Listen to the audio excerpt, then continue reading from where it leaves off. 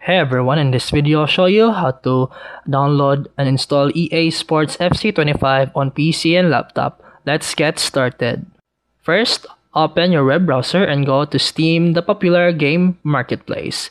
At the top right, click Install Steam and download the installer. Once it's downloaded, open your download folder and run the setup. Follow the installation instructions.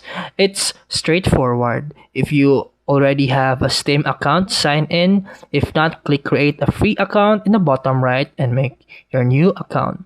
After logging in, go to the store tab at the top. Use the search bar at the top right and type in FC25. Click on the game and scroll down to read more info and then click add to cart. And after that, press view cart, choose your payment method and complete the purchase. Currently, there might even be a discount, so grab it while you can.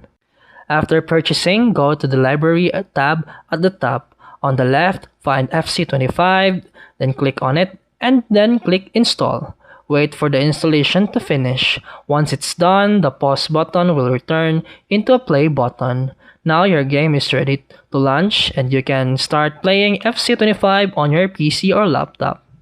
And that's it for today's video. If you found this helpful, please like and subscribe for more videos. See you in the next one.